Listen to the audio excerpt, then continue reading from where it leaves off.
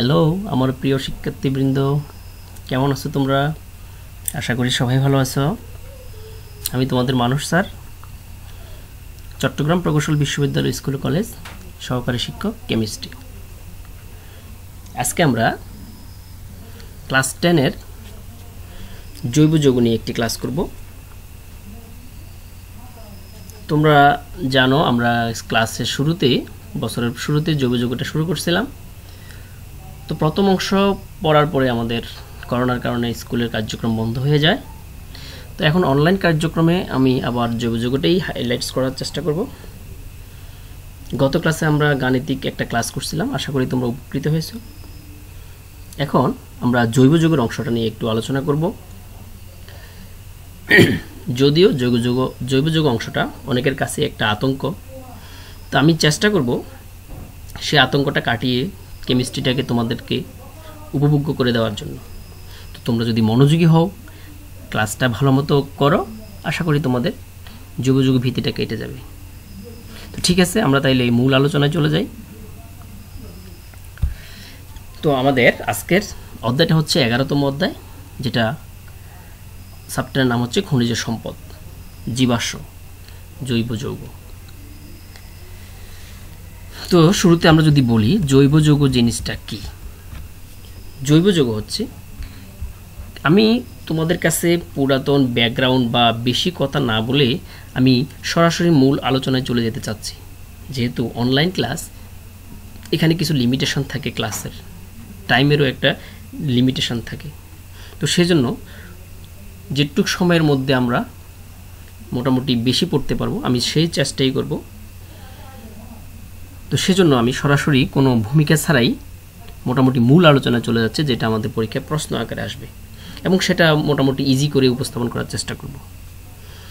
তো জৈব যৌগের শুরুতেই আমরা পড়ব জৈব যৌগ। এটা কাকে বলে?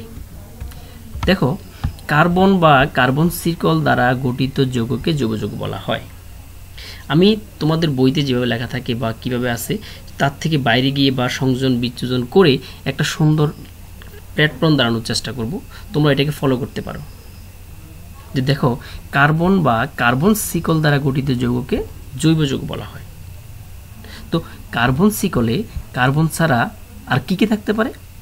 হাইড্রোজেন থাকতে পারে, অক্সিজেন থাকতে পারে, নাইট্রোজেন থাকতে পারে, হ্যালোজেন অর্থাৎ ক্লোরিন, ক্লোরিন, ব্রোমিন, আয়োডিন এরা, তারপরে সালফার থাকতে পারে, ফসফরাস থাকতে পারে। আমার এক কথায় লাইনটা হয়ে গেল। যেমন আমরা যদি উদাহরণে চলে যাই, এটাকে আমরা বলি মিথেন, এটা একটা জৈব যৌগ, কার্বন আছে, হাইড্রোজেন আছে। এটা হচ্ছে ইথিন, কার্বন আছে, হাইড্রোজেন আছে। এটা হচ্ছে মিথাইল ক্লোরাইড বা ক্লোরোমিথেন, এই কার্বন হাইড্রোজেন ছাড়াও ক্লোরিন এখানে রয়েছে। এটা হচ্ছে মিথানল, এখানে কার্বন হাইড্রোজেন ছাড়াও অক্সিজেনও রয়েছে। এটা হচ্ছে আমার ইউরিয়া, এখানে নাইট্রোজেনও রয়েছে। অর্থাৎ আমি ভ্যারাইটি দিয়ে বোঝানোর চেষ্টা করেছি যে জৈব যৌগে তো কার্বন থাকবে, তার সাথে আর কি কি উপাদান থাকতে পারে তার কয়েকটা উদাহরণ আমি এখানে দিলাম। এটা হচ্ছে জৈব যৌগের মোটামুটি সংক্ষিপ্ত এবং পূর্ণাঙ্গ একটা সংজ্ঞা উদাহরণ সহ। তো জৈব যৌগের একটা ক্লাসিফিকেশন হচ্ছে যে হাইড্রোকার্বন। আমি সরাসরি বলে যাচ্ছি, হাইড্রোকার্বন। আমরা উপরের উদাহরণগুলোর দিকে তাকালেই বুঝতে পারবো। দেখো, এখানে শুধু কার্বন হাইড্রোজেন, এখানে শুধু কার্বন হাইড্রোজেন, বাকিগুলোতে হাইড্রোজেন ছাড়াও অন্যান্য মৌল রয়েছে। তাহলে হাইড্রোকার্বন নামটা যদি আমরা সন্ধি বিচ্ছেদ করি, হাইড্রোকার্বন অর্থাৎ হাইড্রোজেন প্লাস কার্বন। আমাদের কেমিস্ট্রি মানে যে শুধু কেমিস্ট্রি বলবো তা কিন্তু না, আমরা একটা জিনিস বোঝার জন্য কেমিস্ট্রির বাইরে চলে যাব। যেমন আমি এখানে বাংলায় চলে আসলাম, সন্ধি, যে হাইড্রোকার্বন কি? হাইড্রোজেন ও কার্বনের মিলন, অর্থাৎ কার্বন ও হাইড্রোজেন দিয়ে যে যৌগগুলো হয় তারা হাইড্রোকার্বন। তাহলে আমার বুঝতে কি আরও সোজা হয়ে গেল ব্যাপারটা। অর্থাৎ আমি বাংলা থেকে কেমিস্ট্রি আসলাম, কেমিস্ট্রিটা বোঝার জন্য আমি একটু বাংলাতে চলে গেলাম। তো এখন আমি বুঝে গেলাম যে শুধুমাত্র কার্বন ও হাইড্রোজেন দ্বারা গঠিত যৌগসমূহকে হাইড্রোকার্বন বলা হয়। তো এবার তুমি কার্বন হাইড্রোজেন দিয়ে যত যৌগ আছে তার যে কোনো কয়েকটা বললেই হবে। যেমন এটা একটা কার্বন হাইড্রোজেন, এটা একটা কার্বন হাইড্রোজেন, এটা মিথেন, এটা ইথেন। এভাবে আমরা এরকম উদাহরণ দিতে পারি যৌগগুলো। শুধু কার্বন হাইড্রোজেন থাকতে হবে, সেটাই হচ্ছে বড় কথা। তো আমরা হাইড্রোকার্বনে চলে আসলাম। এরপর আমাদের আসতেছে জৈব যৌগের যে প্রধান অংশটা, এটা না বললে জৈব যৌগটাই হবে না, সেটা হচ্ছে কার্যকারীমূলক। খুবই গুরুত্বপূর্ণ পয়েন্ট। তাহলে কার্যকরী মূলকটা কি? তুমি নামটা শুনেই বুঝতে পারতেছো, কার্যকর অংশ। কার্যকরী মূলক মানে কার্যকর অংশ, মূলক মানে তো একটা অংশ, জাস্ট একটা যৌগের। তো কার্যকর, যে যৌগটা কার্যকর, যে অংশটা কার্যকর, ওইটাই কার্যকরী মূলক। যেমন আমাদের মনে করো তোমাদের ক্লাসে 60 জন স্টুডেন্ট, তার মধ্যে 3 জনকে আমরা ক্যাপ্টেন নির্বাচিত করি, ওরা হচ্ছে কার্যকর, মানে ওরাই কাজ করবে, তোমরা জাস্ট তাদেরকে হেল্প করবে, তো এরা হচ্ছে কার্যকরী অংশ। এটাও এরকম যে জৈব যৌগের সংকেতটা নর্মালি একটু লম্বা হয়। আমি শুরুতে বললাম সিকল, কার্বন সিকল। সিকল বলার অর্থ হচ্ছে কার্বনগুলো একাধিক, 1 2 3 4 5 অনেক হতে পারে, 17 18 এরকম অনেক কার্বন বিশিষ্ট হয়। তো এটাকে একটার সাথে একটা যদি আমি অ্যাড করি, একটা চেইনের মতো হয়ে যায়, অর্থাৎ কার্বন শিকল। এর মাঝে আমি এত বড় যৌগটা পুরোটা দেখে যদি ডিসিশন নিতে হয় যে এটা কি, অ্যালকেন নাকি অ্যালকিন নাকি অ্যালকাইন, তাহলে তো আমার আর জৈব যৌগ পড়তে হবে না, একটা যৌগ নিয়ে পড়ে থাকতে হবে। তো এখানে আমাদের একটা সুবিধা হচ্ছে, এই লম্বা যৌগটার মধ্যে একটা ছোট অংশ থাকে যেটা দেখেই আমরা বুঝে ফেলতে পারি এটা অ্যালকোহল, এটা অ্যালডিহাইড, এটা অ্যাসিড, এরকম। তো এই যে চেনার যে অংশটা, ওটি হচ্ছে কার্যকরী মূলক। অর্থাৎ যে পরমাণু বা মূলক কোনো জৈব যৌগের অণুতে উপস্থিত থেকে কার্যত তার ধর্ম, বৈশিষ্ট্য, বিক্রিয়া ইত্যাদি নির্ধারণ করে থাকে, তাকে আমরা কার্যকরী মূলক বলি। যদি সংজ্ঞাটা তোমাদের বইতে দেওয়া নাই, তোমরা এখান থেকে নোট করে ফেলবা। আমি তোমাদের ক্লাসটা এভাবে নেওয়ার কারণ হচ্ছে তোমাদের একটা নোট হয়ে যাবে। নর্মালি অনেকেই এই সমস্যাটায় পড়ে, ক্লাস নেওয়ার পরে বলে স্যার এটা কীভাবে লিখবো, ওটা কীভাবে লিখবো, এরকম। তো আসলে আমি যেটা বললাম ওইটা সাজিয়ে লেখাটাই নোট, কিন্তু সবার ওই জ্ঞানটা থাকে না বা ওই ক্ষমতাটা থাকে না যে একটা সুন্দর মতো নিজের ভাষায় লেখা। তো আমি চিন্তা করলাম, আমি যদি দাঁড়ায় দাঁড়ায় তোমাকে এরকম বলে দিই মুখে, তুমি এটা শুনে কোটটুক মনে রাখতে পারবে। কিন্তু আমি যদি একটা এরকম একটা নোট করে দেই, একসাথে আমার লেকচারটা হলো, তোমার একটা নোট হয়ে গেল। তাহলে আমরা বুঝলাম যে পরমাণু বা মূলক কোনো জৈব যৌগের অণুতে উপস্থিত থেকে কার্যত তার ধর্ম, বৈশিষ্ট্য, বিক্রিয়া ইত্যাদি নির্ধারণ করে থাকে, তাকে ওই যৌগের কার্যকরী মূলক বলে। একটু উদাহরণ দেখলে একবারে ক্লিয়ার হয়ে যাবে। দেখো, আমি একটা জৈব যৌগ লিখলাম, 3টা লিখলাম, CH3OH, CH3CHO, CH3COOH। তুমি দেখবে যে 3টার মধ্যে CH3 আছে। আমার এই CH3 অংশটা আরও লম্বা হতে পারতো, কার্বন সংখ্যা বাড়াইতে পারবো আমরা, কিন্তু এই একটার মধ্যে OH, একটার মধ্যে CSO, একটার মধ্যে COOH, আমি এটাকে লাল কালার করে রাখছি। অর্থাৎ আমার এইটাই নির্ধারণ করবে যে এটা কি যৌগ, অর্থাৎ এইটাই কার্যকরী মূলক। এই অংশটা নির্ধারণ করবে এটা কি যৌগ, এই অংশটা নির্ধারণ করবে এটা কি যৌগ। তো আমাকে এইটা দেখে আমি বুঝতে পারতেছি এটা হচ্ছে অ্যালকোহল মূলক, সুতরাং সেটা অ্যালকোহল যৌগ। আবার CHO দেখেই বুঝতে পারতেছি এটা অ্যালডিহাইড মূলক, অর্থাৎ সেটা অ্যালডিহাইড যৌগ। আবার COOH দেখে বুঝতে পারতেছি সেটা হচ্ছে অ্যাসিড মূলক। তো আমাকে এরকম কতগুলো কার্যকরী মূলকের নাম এবং তাদের চেহারাটা অর্থাৎ সংকেতটা জানা থাকতে হবে। তো আমি এখানে সবগুলো আনি নাই, একবারে কমন 3টা আনছি, আর বাকিগুলো আমি মুখে বলে দিচ্ছি। শোনো, যেটা তোমাদের বইতে লাগবে, জাস্ট বই যেগুলো আছে জাস্ট একটুকে আমরা পড়ব ছোট পরিসরে। অ্যালকেনের কার্যকর মূলক হচ্ছে কার্বন কার্বন একক বন্ধন, অর্থাৎ এখানে একক বন্ধন থাকলে আমরা বুঝবো সেটা অ্যালকেন। আর যদি কার্বন কার্বন শুধুমাত্র দ্বিবন্ধন থাকে, মানে কমপক্ষে 1টা 2টা দ্বিবন্ধন থাকে, সেটা হচ্ছে অ্যালকিন। তবে সেখানে কার্বন হাইড্রোজেন ছাড়া কিন্তু অন্য কেউ থাকতে পারবে না। এরপর হচ্ছে অ্যালকাইন, অর্থাৎ এখানে কার্বন কার্বন কমপক্ষে একটি 3 বন্ধন থাকতে হবে, তাহলে ওইটা তার কার্যকরী মূলক। আর অ্যালকোহল তো বললাম OH, অ্যালডিহাইড হচ্ছে CHO, অ্যাসিড হচ্ছে COOH। এমিনোমূলক একটা শিখতে পারো, এমিনোমূলক NH2, তাও এরকম টান দিয়ে NH2, যেটা ইউরিয়াতে আমাদের কাজে লাগে সংকেত লিখতে। তারপর হেক্সামিথিলিন, ইয়েতে ওই একটা কী বলে, ওই যে নাইলনের পড়তে গিয়ে নাইলন 6 যৌগের মধ্যে পড়তে গেলে এখানে এটা পাওয়া যায় আবার হেক্সামিথিলিন ডাইমিন। সুতরাং অ্যামোনিমূলকটা লাগে আমার, হ্যাঁ, অ্যামিনোমূলকটা হচ্ছে NH2। তো এইটুকু এই কয়েকটা মূলক তোমরা মনে রাখো। তারপরে আমরা কিন্তু এখনও জৈব যৌগে যাইনি, জাস্ট জৈব যৌগে ঢোকার আগে আমাদের কী কী লাগবে সেগুলো দেখাচ্ছি। তারপরে সমগোত্রীয় শ্রেণী, ওইটাও সেম জিনিস, নাম শুনলেই বোঝা যায়। সমগোত্রীয় মানে একই ফ্যামিলির লোক। আমরা বায়োলজিতে পড়ে থাকি শ্রেণীবিন্যাসকরণ, মনে আছে কি? শ্রেণীবিন্যাসকরণের 7টা ইউনিট বা একক কি? জগৎ, পর্ব, শ্রেণী, বর্গ, গোত্র, গণ, প্রজাতি। দেখছো, আমি এখান থেকে কেমিস্ট্রি থেকে বায়োলজিতে চলে গেলাম, ওইখানে গোত্র শব্দটা আছে।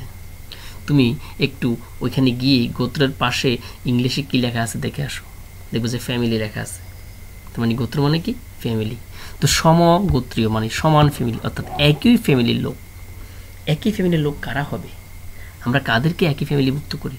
যারা বৈশিষ্ট্য, ধর্ম সব কিছু একই রকম, তারা হচ্ছে একই ফ্যামিলির সদস্য। তাহলে আমরা এখানে দেখব সমগোত্রীয় শ্রেণীটা কি, যে একই কার্যকরীমূলক। দেখো কার্যকরীমূলকটা কিন্তু একই হইলে তাদের ধর্মগুলো একরকম হতে হবে, কারণ কার্বন সংখ্যা কয়টি হলো সেটা দেখার বিষয় নয়, সবগুলোর মধ্যে একই কার্যকরীমূলক থাকলে তারা একই ধর্মের। তো বলো, একই কার্যকরীমূলক, একই সাধারণ সংকেত, তাদেরকে প্রকাশ করার একটা সাধারণ সংকেত থাকে, এটাকে সাধারণ সংকেত বলে, আমরা আসবো একটু পরে। তো একই কার্যকরীমূলক, একই সাধারণ সংকেত এবং একই ধর্ম বিশিষ্ট জৈব যৌগসমূহকে একত্রকে সমগোত্রীয় শ্রেণী বলে। তাহলে বুঝতে পারছি আমরা যে জৈব যৌগের মধ্যে অনেক যৌগ থাকে, অজৈব যৌগের চেয়েও জৈব যৌগের সংখ্যা বেশি। তাহলে এত যৌগ পড়ার মানে আলাদা আলাদা শিখতে তো আমাদের অনেক সময় সাপেক্ষ, সেই জন্য শর্টকাটে অধ্যয়ন করার জন্য এটাকে শ্রেণীবদ্ধ করা হয়েছে। সেটা হচ্ছে শ্রেণীবিন্যাসকরণের কি উপকারিতা বা প্রয়োজনীয়তা, আমরা বায়োলজিতে পড়ছি। এখানেও সেম, অনেকগুলো মৌলকে একই শ্রেণীবদ্ধ করা হয়েছে। তো কি দেখে শ্রেণীবদ্ধ করা হয়েছে? দেখি তাদের কার্যকরীমূলক একই কিনা, সাধারণ সংখ্যক একই কিনা, তাদের বৈশিষ্ট্য ধর্ম একই কিনা। যদি হয় হ্যাঁ, তাদেরকে একই ফ্যামিলিতে রাখো বা একই গ্রুপে রাখো, সেটা হচ্ছে সমগোত্রীয় শ্রেণী।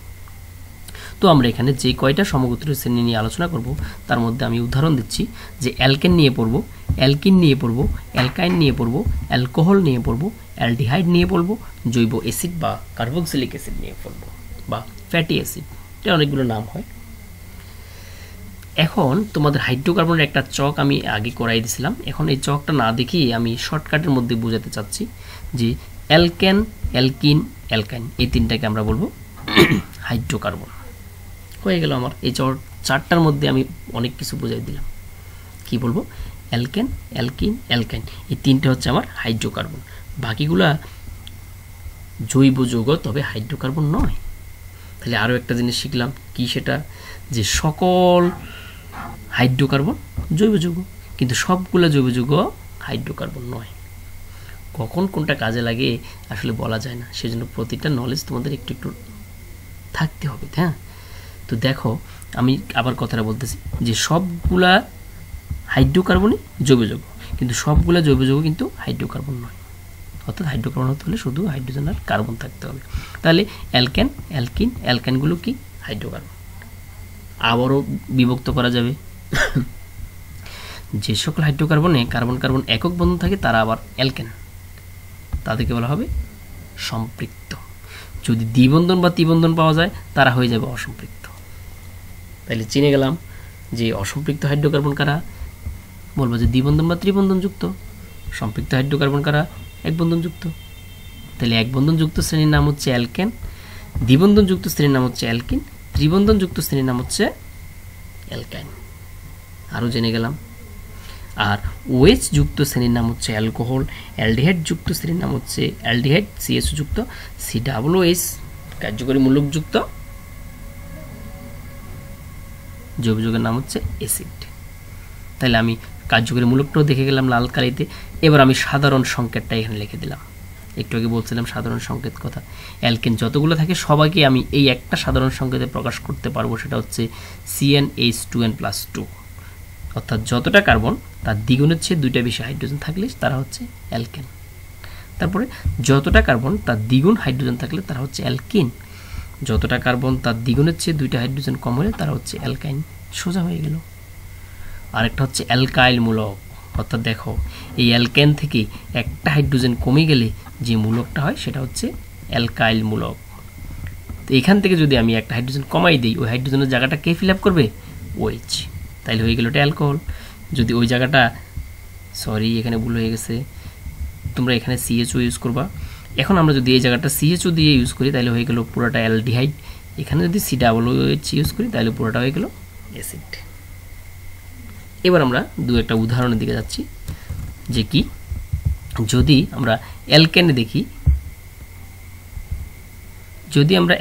দেখি, যে অ্যালকেনের মধ্যে কি প্রথম যৌগটা CH4, অর্থাৎ কার্বন সংখ্যা 1, তাইলে আর নাইট্রোজেন সংখ্যা n এর মান 1, তাইলে কার্বন 1 হবে, হাইড্রোজেন হবে 4, এটা হচ্ছে প্রথম যৌগ মিথেন।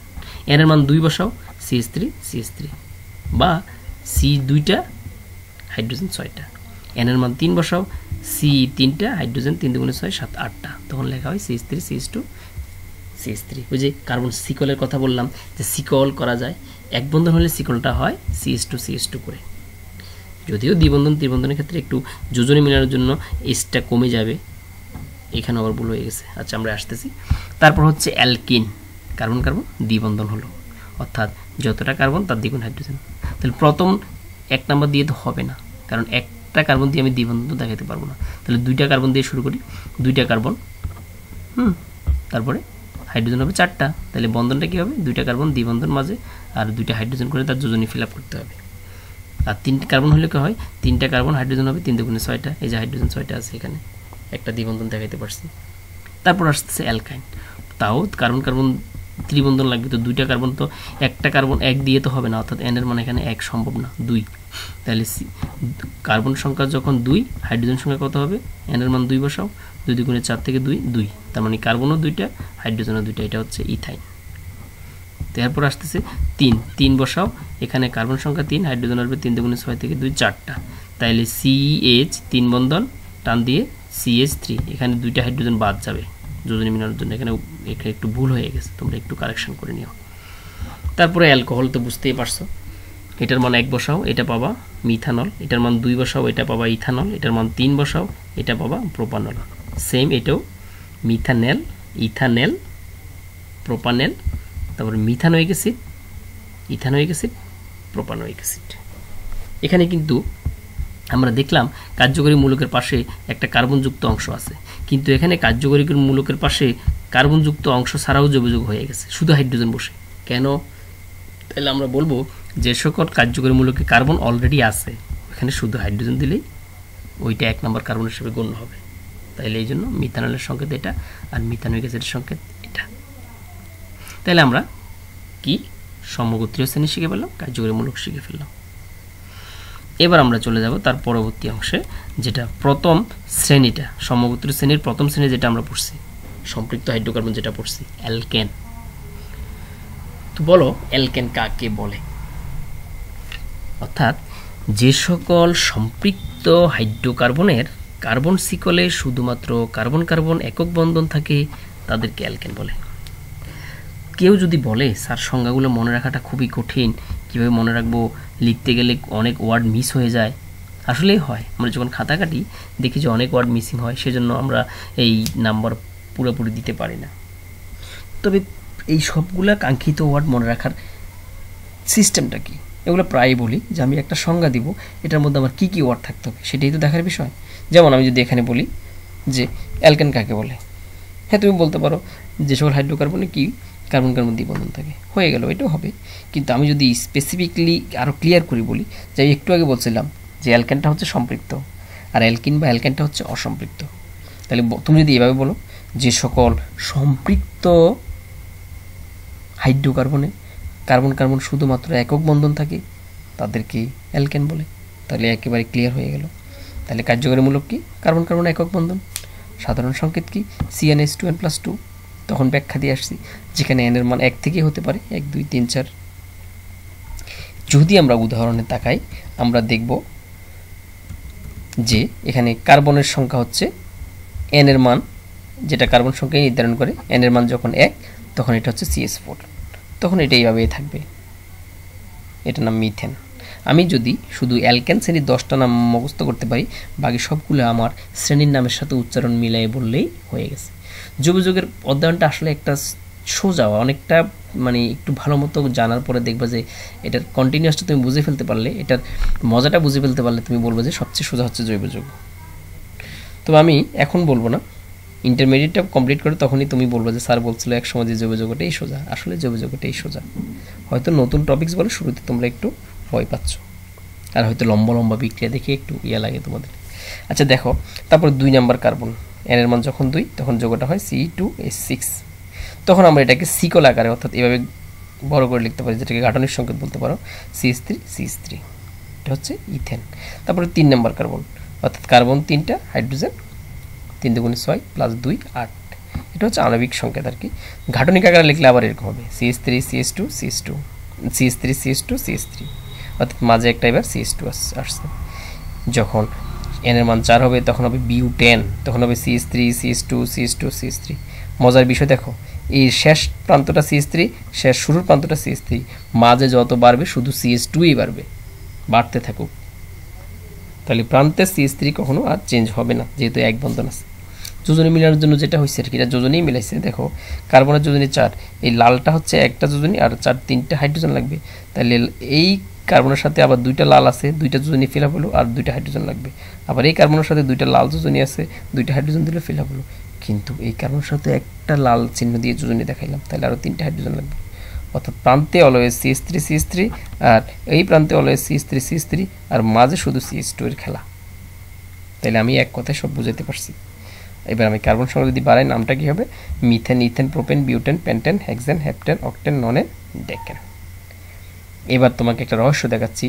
আমি যদি সমগোত্রীয় শ্রেণীতে চলে যাই, যে সমগোত্রীয় শ্রেণীটা আবার একটু বলতেছি, দেখো বৈশিষ্ট্যগুলো এবার, যে তাদের সবগুলোর একটা সাধারণ সংকেত থাকবে। দেখো সবগুলোই CnH2n+2 দ্বারা প্রকাশ করা যাচ্ছে।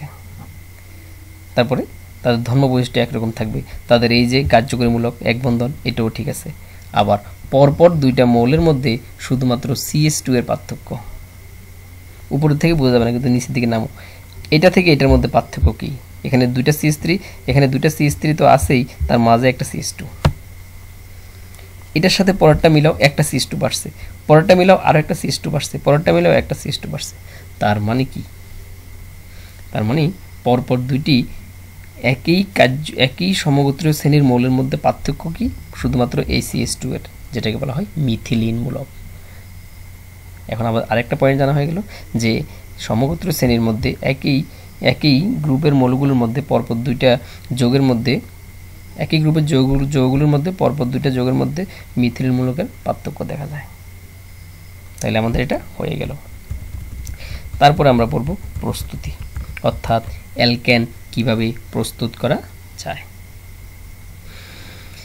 অ্যালকেন প্রস্তুত করার যে কয়েকটা নিয়ম আছে সবগুলোই গুরুত্বপূর্ণ। তবে আমরা শুরুতেই আমরা যেটা দেখব অ্যালকিন থেকে, না আমি শুরুতে একটা পয়েন্ট করলাম, তোমাদের বইতে যদি এভাবে পয়েন্ট করা নাই, আমি একটু গুছিয়ে দিলাম, যে অসম্পৃক্ত হাইড্রোকার্বন থেকে। কীভাবে? অসম্পৃক্ত হাইড্রোকার্বন।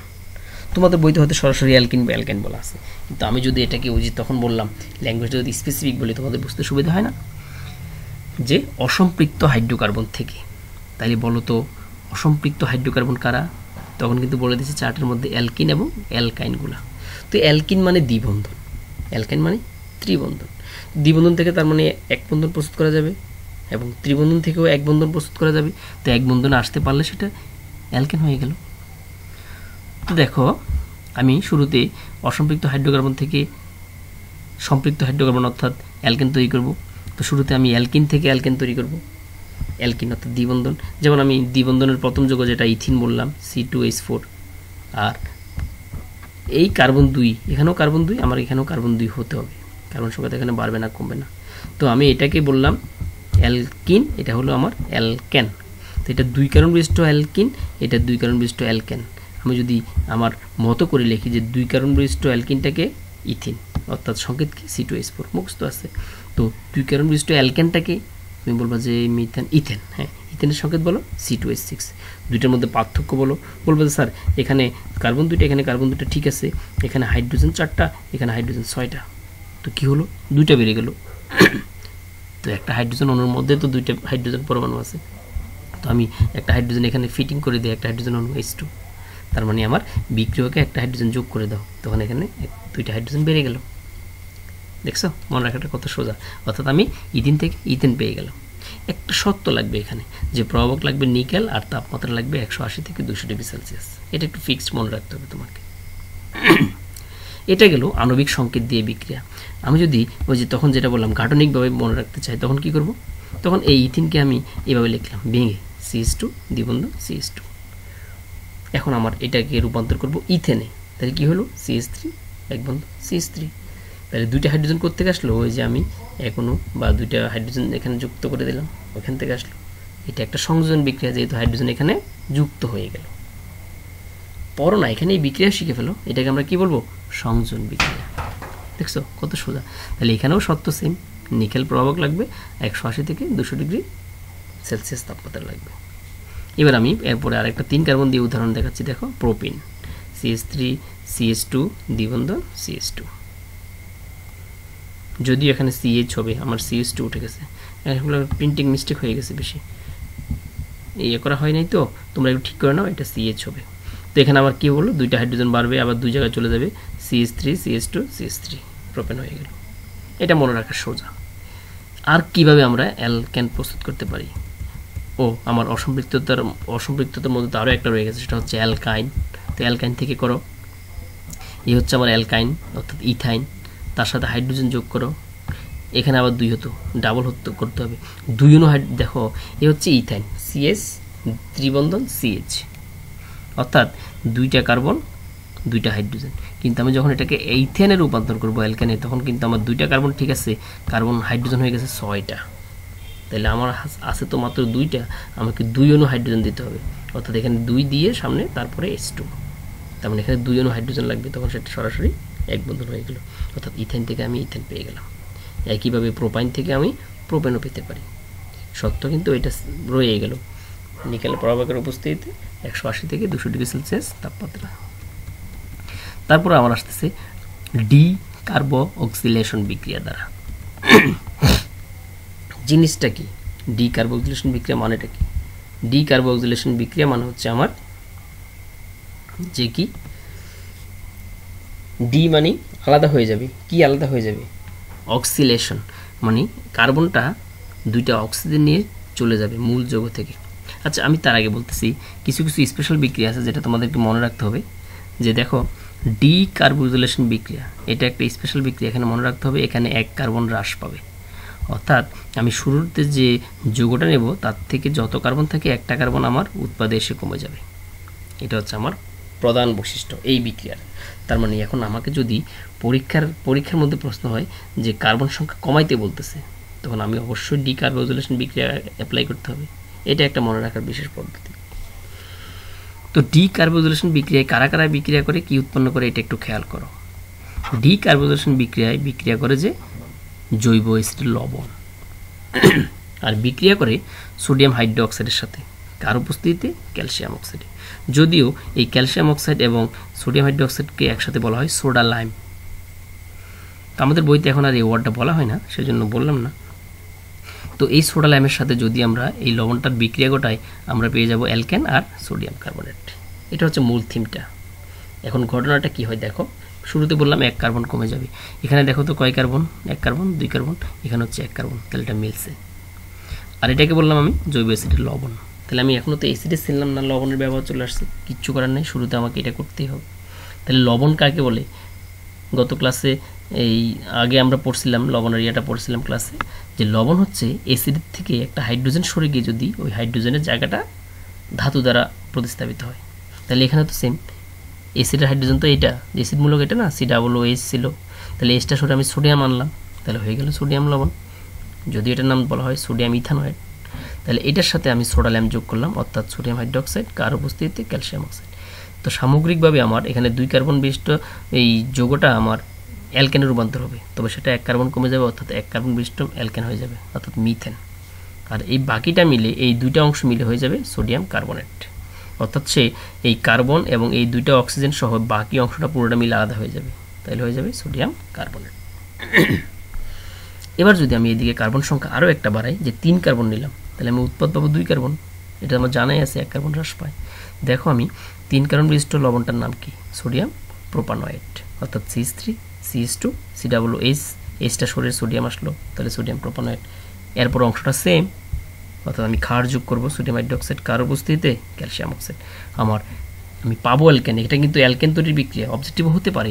ডি কার্বক্সিলেশন বিক্রিয়া দ্বারা আমরা কি তৈরি করি? অ্যালকেন, অ্যালকিন নাকি অ্যালকাইন? বলবো অ্যালকেন। আবার এরকম আসতে পারে সম্পৃক্ত নাকি অসম্পৃক্ত, বলবো সম্পৃক্ত। মানে ভ্যারাইটি তোমাকে জানতে হবে। তো এটা না 3 কার্বন থেকে 2 কার্বন হয়ে গেল, এটা হচ্ছে সোডিয়াম কার্বনেট।